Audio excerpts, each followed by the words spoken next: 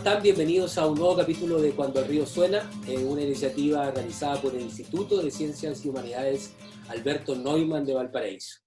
En este capítulo conversaremos sobre el COVID-19, obviamente, y sobre derechos humanos. Y para ello nos encontramos con una invitada desde Santiago. Nos visita Alicia Lira, ella presidenta de la Asociación de Ejecutados, de Familiares de Ejecutados Políticos de Chile. Alicia, ¿cómo está? Un gusto, y le mandamos un abrazo muy fraterno desde... Yo me encuentro aquí en Valparaíso y usted está en Santiago, así que le mandamos un abrazo a la distancia. Yo muy bien, agradeciendo la participación en este programa que es tan valioso e importante hoy día cuando estamos cuidándonos en nuestras casas, por lo cual valoro esta comunicación y conversar lo que tenemos que aportar tanto en defensa de nuestra vida, nuestro cuidado, nuestra salud, pero también en lo mediático, en los temas de derechos humanos que hoy día tratan de aprovecharse una situación dramática que vive nuestro país para poner más impunidad en lo que hay en tema de derechos humanos. Bueno, en este capítulo vamos a conversar sobre, precisamente como usted lo señalaba, Alice, sobre el contexto social político que vivimos con el COVID-19, pero además sobre estos proyectos que se presentaron en algún minuto y que por suerte el Tribunal Constitucional determinó lugar sobre la posibilidad de indultar a presos asesinos de la dictadura que hoy día se encontraban en Punta Peuco y en otros recintos. Vamos a entrar inmediatamente a ese tema. Quería preguntarle cuál es la opinión que tienen hoy día las asociaciones de derechos humanos en Chile a propósito de esta posibilidad de este indulto. Bueno, felizmente nosotros las agrupaciones a nivel nacional, hablamos de las agrupaciones de regiones, tanto del norte y sur de Chile como las de Santiago, hemos tenido una relación fluida sobre este tema. Es más, que en febrero tuvimos un encuentro nacional y tenemos clara nuestra política de buscar la verdad para hacer justicia. Pero realmente en esta situación que vivimos como país, en un estado de emergencia de la salud, de la vida de los chilenos, nuevamente el gobierno, porque hay que recordar que aquí la derecha, la familia militar y tiempo atrás la jerarquía de la iglesia han mantenido una campaña permanente en el tiempo para liberar a los condenados en violación de derechos humanos, que son los criminales que están en Punta Peuco. Pero no pensamos en esta situación tan dramática que vive nuestro país, que la derecha y encabezando el gobierno esté en una campaña de dar más impunidad a estos criminales que sabemos que no están hacinados, que no tienen problema de contaminación ninguna. Es más, las condiciones que ellos están en Punta Peuco, que es una cárcel especial para ellos, tipo hotel, ojalá fuera a lo largo de todo el país, que todos los presos comunes y los criminales como ellos tuvieran las mismas condiciones, no los haría problema. Pero hoy día, cuando retoman esta campaña, esperando como la gente estamos preocupados de cuidarnos, de estar en nuestras casas, de hacer lo necesario,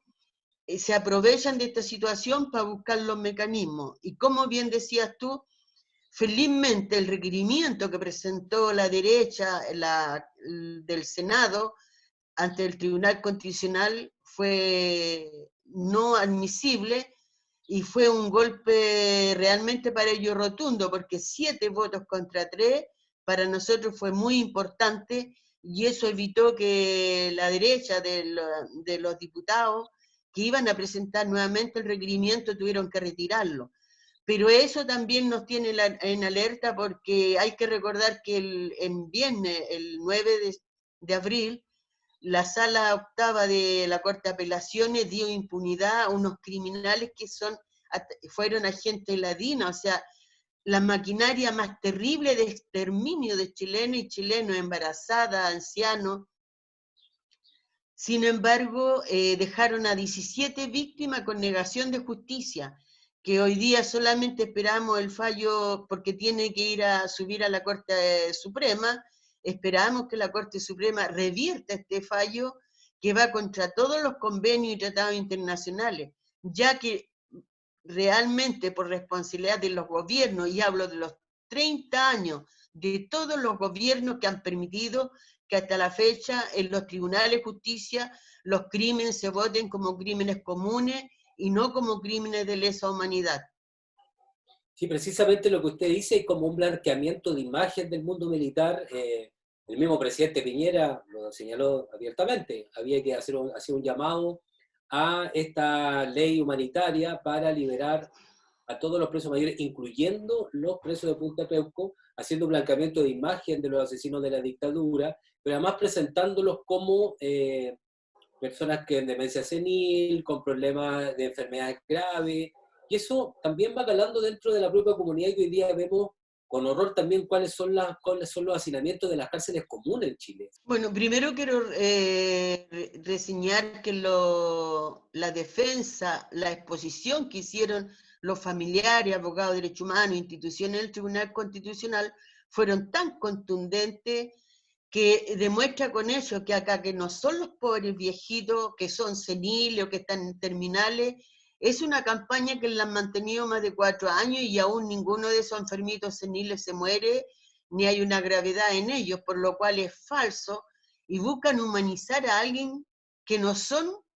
no tienen empatía ni siquiera a través de la vejez, de decir, tener un gesto humanitario, decir, les voy a decir a los familiares, a casi 1000 familias de detenidos desaparecidos que aún esperan encontrar los restos de sus familiares. Por lo tanto, esa es una de las cosas. La otra, aquí ellos defienden y buscan la impunidad total en ellos porque están hablando de un sentimiento de clase. Si hubiese sido la mayoría en la dictadura que los conscriptos o los soldados rasos o el carabinero raso, el que hubiese ejecutado, el que hubiese torturado,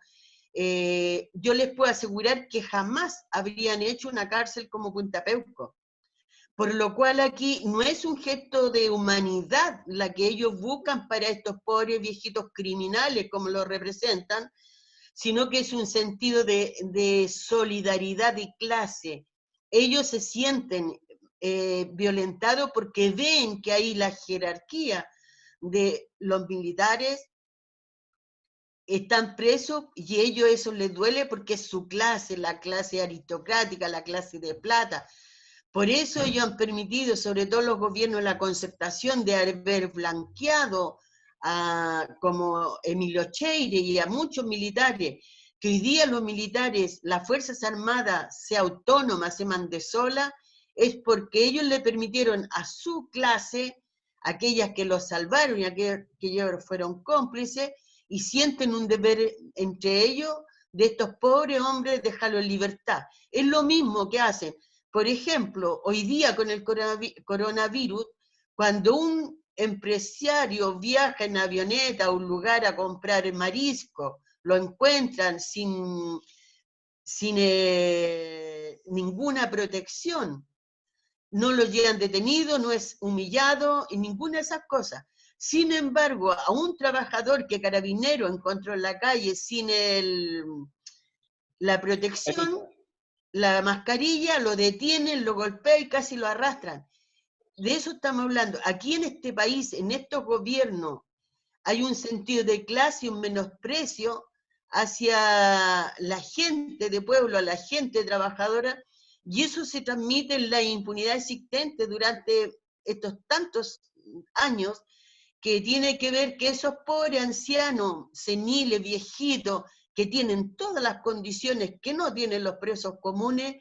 que realmente a ellos le arrebataron la dignidad de persona, no hay humanidad con los presos comunes porque el hacinamiento, la falta de ingenio, el maltrato, al interior de las cárceles se les sigue castigando. Nosotros no queremos eso para los criminales de Punta Peuco, pero sí nos gustaría que los puntapeucos fueran para todos los presos que cometieron delitos, por lo cual de eso se trata. Aquí hay un sentido de clase, no es un sentido de humanidad, sino que solidaridad con su clase y eso les duele a ellos. Tú sabes que hay exmilitares, generalmente de la gente ladina, que tuvieron o que tienen, aún mantienen a pesar de la denuncia, una pensión postraumática. O sea, ellos torturaron tanto, mataron tanto que quedaron dañados psicológicamente. Sin embargo, los torturados, los sobrevivientes, tienen una pensión realmente vejatoria, humillante, que es de 120.000 pesos. Entonces, cuando hablamos de las señales de impunidad, cuando creció una ola de negacionismo, cuando se relativizó el tema de derechos humanos, han sido etapas que han ido hasta hoy día, que se han atrevido abiertamente a buscar indulto para estos violadores a los derechos humanos. Alicia, la quiero llevar a un tema que está relacionado, obviamente, que fue todo lo que el movimiento social, el estallido social del 18 de octubre, la presencia de los militares en las calles. Hoy día también seguimos un toque de queda. ¿Cómo ha visto también, porque igual que como fue la dictadura, sigue existiendo este enemigo interno? El enemigo interno hoy día que se transforma en otro tipo de persona en este caso. Hoy día son los chicos y chicas de la primera línea, pero en algún minuto también fueron los presos políticos mapuche. Este Estado que va construyendo permanentemente este enemigo interno. ¿Cómo lo ve usted relacionando también con lo que a usted le tocó vivir directamente en la dictadura? Bueno, yo creo que una de las pocas cosas que he sentido mucho orgullo y muy comprometida en movimientos ha sido este movimiento, esta revuelta del 18 de octubre en adelante. Mi saludo y mi respeto a los de la primera línea que tienen que ver salvando vidas, a la primera línea que está cuidando a la gente, la primera línea que se expuso y nos pusimos durante casi 5 meses ahí en la calle exigiendo nuestros derechos, nuestra dignidad, nuestros deberes, proponiendo solamente, yo lo clasifico como fue la primera pandemia que vivimos, una pandemia donde se asesinó más de 35 personas, que aún no está clara la estadística de los nombres de las personas asesinadas, donde se mutiló de un ojo a más de 420 personas, sin contar la cantidad de niños y niñas estudiantes que fueron abusadas sexualmente en la comisaría, por lo cual esta primera pandemia está en statu quo, o sea, está en espera. Nosotros estamos esperando, nosotros como agrupación somos parte de ese movimiento, lo reivindicamos, lo defendimos, es más, nuestra agrupación, el equipo jurídico que presenta querella, fue parte activa de ir a las comisarías, de ir a buscar a los presos, presentar algunas querellas, porque es el movimiento que nos representa, porque los 30 años, cuando hablamos, que no son 30 pesos, hablamos los 30 años que los familiares de las víctimas hemos sufrido la negación de verdad, la negación de justicia, justicia a medida de lo posible, como hizo el ex golpista Patricio Aylwin, la falta de salarios dignos, las pensiones que le duele a Chile, a los jóvenes de nuestros ancianos. Entonces, esto está pendiente, o sea, nosotros como agrupación estamos en alerta contra la impunidad que quiere instaurar Piñera y su gobierno junto con la derecha, pero también estamos alerta y en espera porque cuando termine esto hay que retomar esta movilización. No puede ser que los crímenes que se cometieron, las mutilaciones, los abusos queden sin justicia ni reparación, por lo cual creo, como decía el dicho, la dignidad está funcionando, Chile despertó y esperamos que siga esto, no el tú y yo, sino que nosotros, porque somos una colectividad, somos personas, somos trabajadores, desde el que trabaja en la feria o el barriendo de la calle o el profesional que vive o el pequeño empresario que vive de un salario. Me quiero quedar con algo que usted planteaba precisamente con el tema de clase. Es como hay un Estado, vuelvo a insistir en el concepto de esta construcción de ese enemigo interno. Hoy día el enemigo interno son los jóvenes que están en la primera línea con una protesta. En el tiempo de la dictadura también fueron aquellos jóvenes o trabajadores que luchaban también por un mundo distinto, que militaban en partidos políticos de izquierda. Entonces, hay un hilo conductor que es un ciclo de la historia no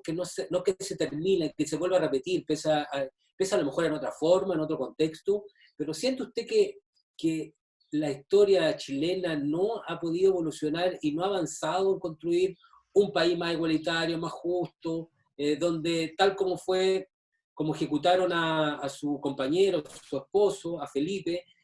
hoy día también están ejecutando a otros jóvenes en las calles de las distintas ciudades y calles de nuestro país? Hay que recordar que el enemigo interno lo han usado todos los gobiernos con la excepción de nuestro presidente Salvador Allende, porque el enemigo interno es cierto, generalmente es mala juventud, pero es todo aquel hombre, mujer organizado que tiene claro que nuestros derechos, que siendo nuestros derechos no los obtenemos, sino que los tenemos que ganar, tenemos que luchar por ello, porque no debiéramos estar en la calle exigiendo el derecho del agua cuando el agua es de todos los chilenos, cuando cosas básicas que son derechos del pueblo, del común, de la mujer y hombre, son comercio. Entonces, como bien lo reseñó Piñera, este enemigo poderoso, implacable, que no se detiene ante nada y nadie, no hace la diferencia entre hoy día mismo cuando habla del coronavirus. Para ellos, todo lo que atente contra la economía, contra sus regalías, contra lo que ellos enriquecen a costa de la miseria, del hambre, de la pobreza de un pueblo, es lo que le duele. Y por eso siempre vamos a ser el enemigo interno, con la diferencia que en dictadura el enemigo interno lo ejecutaban, lo hacían desaparecer y mataron. Pero felizmente el enemigo interno siempre va a estar, porque es un problema de clase. Aquí el problema de clase no tiene que ver que envidiemos a los ricos y los odiemos, no, es un problema de clase, que deben pagar los salarios que nos corresponde, salarios dignos, que una familia pueda darle un desayuno digno a sus hijos, que pueda darle una educación hasta la inteligencia le permita a sus hijos, que la salud no sea la mendicidad que tenemos que ir a hacer fila, cola, que nos den en vez del remedio, nos den paracetamol, o en las condiciones que se vive. Entonces, nosotros lo que estamos ahí esperando, ¿no? Ese es el enemigo interno, en la forma que siempre nos han visto. Y claro, la juventud es la más osada, la más, como diría yo, valiente, porque ellos no tienen responsabilidad en términos como un hombre o una mujer que tiene a cargo hijos o hijas, o pagar arriendo. Y felizmente, en esta señal de octubre, nuestros jóvenes, nuestros estudiantes, nuevamente, como el 2006, como el 2011, nos abrieron más las puertas e hicieron que muchos, que de repente bajamos la cabeza, reaccionáramos. Y creo que esto, de octubre 18, ya nadie va a bajar la cabeza porque hay una demostración de chilenos, millones y millones que hemos estado en las calles, que estamos en la calle y muchos estamos pendientes que vamos a estar el momento que termine esta plaga que ha favorecido el imperio, pero también lo ha dejado desnudo de las pobrezas, las miserias que usan para empobrecer. Incluso para ellos necesitan un pueblo casi analfabeto porque la obra de mano es mucho más barata y eso es lo que piensan. Por eso también Piñera ahora está en este avance relativo de normalización, porque siente que los bolsillos no le está entrando tanto dinero a costa del hambre de los trabajadores que han quedado cesantes, los que están encerrados en sus casas, y lamentablemente queda claro que el trabajador, el que sustenta la riqueza para aquellos que son dueños de nuestro país, hoy día quedó claro y esperemos que seamos más fuertes para exigir nuestros derechos en tanto vivienda digna, salario que corresponden al trabajo, la educación, la salud, por lo cual yo creo que esta pandemia también dejó desnudo a estos dueños del país que están realmente desesperados porque volvamos a la normalidad, porque su bolsillo no está entrando tanta plata. Alicia, hay un tema acá con mantener viva la memoria. Se lo planteo porque creo que a veces se empieza a naturalizar estas acciones de violencia. Usted lo señalaba, son más de 400 personas que han sido mutilados directamente, con daños oculares severos, personas que han perdido la visión completa, otros que han perdido parte de la visión, también muchos muertos. Entonces, no genera a mí me pasa como que a veces se empieza a neutralizar también esta situación y como que empezamos a olvidar muy rápido. y algo que también podía haber pasado en la dictadura, que se empezó a olvidar también a muchas personas que fueron ejecutados, desaparecidos, y la gente empezó como a olvidar rápidamente. ¿Cómo se hace también usted, que ha sido una defensora ya de la vida, para recuperar la memoria, para mantener viva la historia de tantos hombres y mujeres que dieron la vida por este país? ¿Cómo se hace para no perder la memoria? Bueno, yo creo que lo principal ha sido el factor muy importante de los familiares, pero también de las víctimas, porque el legado que dejaron, el amor que dejaron, la generosidad que nos enseñaron, aparte de nosotros también ser luchadores antidictatorial, nos ha dado la fuerza, pero también la historia de este país, de este pueblo, un Salvador Allende, un Víctor Jara, los campesinos chihuíos del Laja, de Santa Bárbara, Jeca Neme, o sea, innombrables héroes que nos dejaron su riqueza, que dejaron la seguridad de sus hogares, los cariños, sus amores, por terminar con la dictadura cívico-militar, o aquellos que fueron parte del gobierno de la Unidad Popular. Para nosotros la memoria ha ido creciendo. Esa memoria no de recordarte, ni añorarte, ni llorarte, esa memoria que tiene vida, que tiene nombre, que tiene legado, que si se ve los 11 de septiembre, las fechas conmemorativas, las rutas de memoria cada día crecen a lo largo del país, y no solamente en los lugares simbólicos donde fueron ejecutados o algunos hechos desaparecer, sino que en la sociedad misma. Por lo cual la memoria es necesaria, pero esa memoria, por ejemplo, cuando las compañeras rescatan los sitios de memoria, hablando de Villa Grimaldi, Londres 38, José Mingo Caña, no es solamente tener una biblioteca, un resguardo de su memoria, sino que eso tiene vida, tiene cultura, tiene alegría, tiene historia. Y la historia que la entrelazamos también con lo que son los pampinos de la Escuela Santa María. No se los tiene que olvidar las grandes masacres que se han hecho durante décadas a lo largo de Chile por Carabineros Chile y la gran mayoría por el Ejército de Chile. Entonces la memoria es vida, es cultura, la memoria es mucho amor, y esa memoria es lo que lo ha servido, y esa memoria se vio en forma magistral, maravillosa, emocionante, a través de este gran movimiento de la revuelta, cómo se entrelaza la impunidad, el nombre de Piñera con la responsabilidad de su crimen, con Pinochet el criminal, la figura de Allende, la figura de Víctor Jara, de Violeta, Gladys Marín, presente, vigente, durante esos 5 meses, o sea, la memoria está vigente.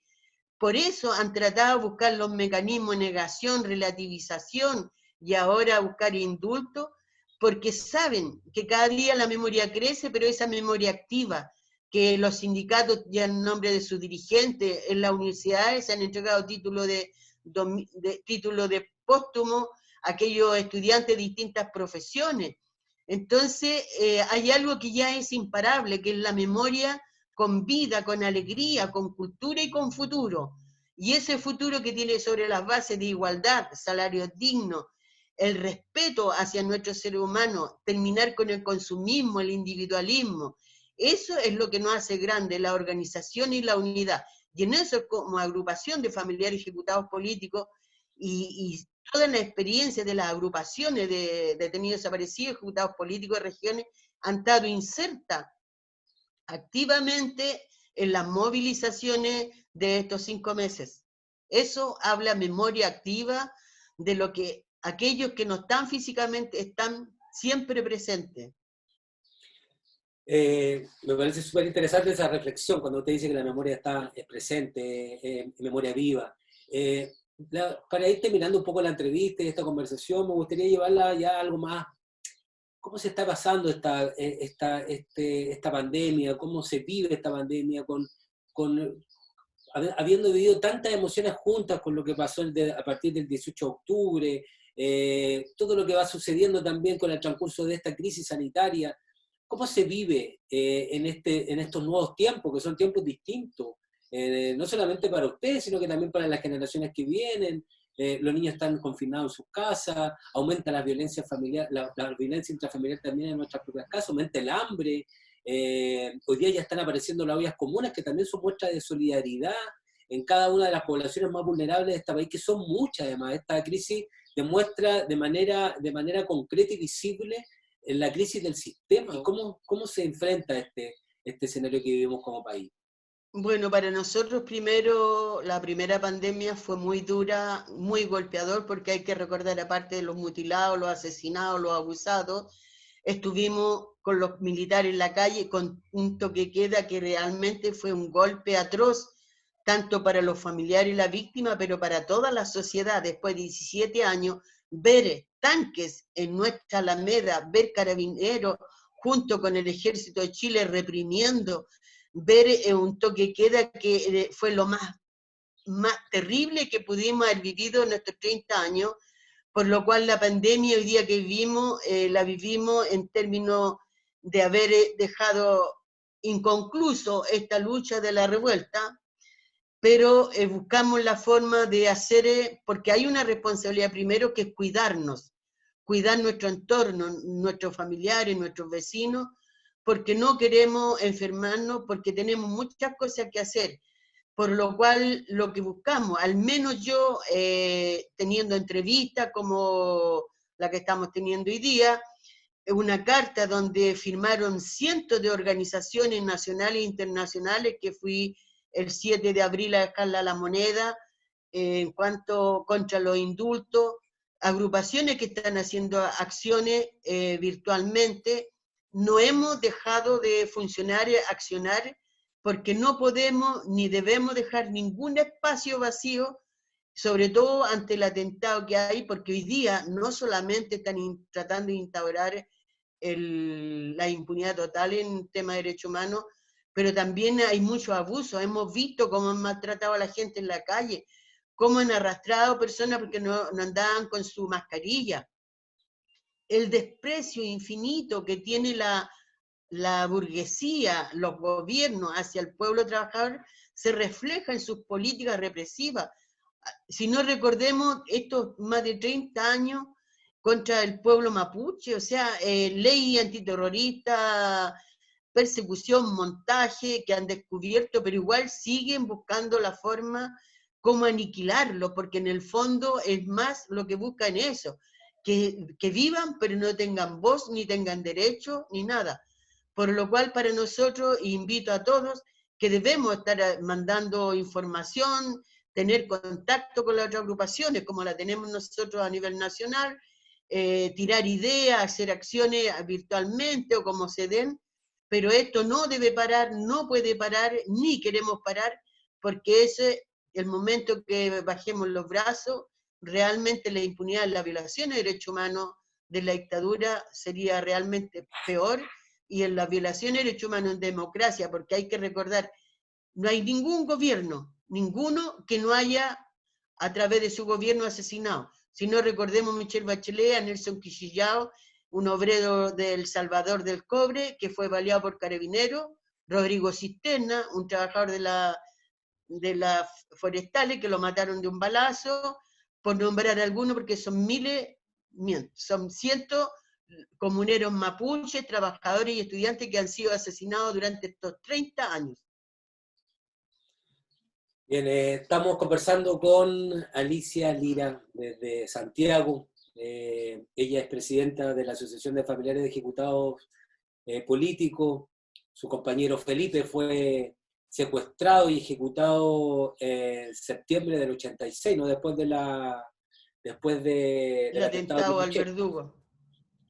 Y en esta reflexión hemos tocado distintos puntos sobre derechos humanos, pero muy interesantes sus comentarios finales, Alicia, relacionados con que esta crisis sanitaria también viene a mostrar esta crisis social que vive Chile, esta desigualdad. Usted dice que hay un tema de clase importante, hay una mirada de menoscabo hacia el trabajador, hacia la dignidad también de los pobres, del pueblo en este país. Y así que queremos invitarle a las reflexiones finales de este capítulo de Cuando el río suena, una instancia que tratamos de entregarle a la comunidad para poder reflexionar sobre distintos temas y que es impulsada por el Instituto de Ciencias y Humanidades Alberto Neumann. Alicia, las últimas reflexiones para ir cerrando este capítulo. Bueno, solamente vuelvo a reiterar, valorar lo que fue la revuelta, que está inconclusa, no terminó, porque es la forma que vamos a lograr las demandas sociales, medioambientales, que están pendientes, como el agua, algo que es vida, vital para todos los chilenos y que está en manos de algunos pocos empresarios, pero también nunca olvidemos a nuestros seres queridos, hombres, mujeres que dejaron su vida por tener una sociedad más igualitaria, más humana, más cálida, y eso tenemos que continuar con ese trabajo, porque ese problema no es la impunidad. No es tanto porque a mi familiar haya justicia, verdad, sino que es un derecho que tenemos de que haya una verdad, una justicia y reparación, pero también nuestros familiares, hombres y mujeres y jóvenes que fueron ejecutados o hechos desaparecer, ellos tienen el derecho que no se les puede negar, que se sepa por qué lo mataron, quién lo mató y que sean condenados como debe ser, por crímenes de lesa humanidad y no como crímenes comunes, que es una responsabilidad que han tenido todos los gobiernos que se lavaron las manos ante la admiración que han tenido, el seguimiento o lo que sea, la complicidad de no buscar los proyectos de ley que duermen en el Congreso para que realmente fueran condenados como crímenes de lesa humanidad. Por lo cual, siempre debemos seguir adelante en lo colectivo, en la unidad, en la organización. Eso nos hace fuerte y grande y podemos derribar cualquier barrera, y lo demostró la revuelta de octubre. La memoria como una acción de resistencia, la memoria como una acción colectiva. Gracias, Alicia, le mandamos un abrazo muy fraterno, cuídese mucho, mucha fuerza y energía en lo que viene, y aquí está su casa también, este programa Cuando el Río Suena, cuando quiera volvemos a conversar y a reflexionar sobre lo que viene, porque la historia sigue y vienen cosas interesantes también para el mundo y para nuestro país también. La movilización social va a ser algo que va a seguir su cauce en algún minuto, porque las demandas siguen estando ahí presentes. Un abrazo muy cálido, Alicia. Gracias, y me despido con la palabra que me fascina: la resistencia, porque resistimos la dictadura y salimos adelante, resistimos todos los empiedrados, las murallas que nos pusieron los gobiernos de la Concertación, y ahora resistimos a este gobierno criminal que tenemos, porque no hay otra forma. El día que perdamos ese sentimiento de resistir es que vamos a perder nuestra dignidad y nuestros derechos. Gracias, Alicia. Abrazo grande a la distancia. Gracias. Y nosotros nos despedimos de Cuando el Río Suena, iniciativa realizada por el Instituto Alberto Neumann de Valparaíso. Nos encontramos en otra oportunidad.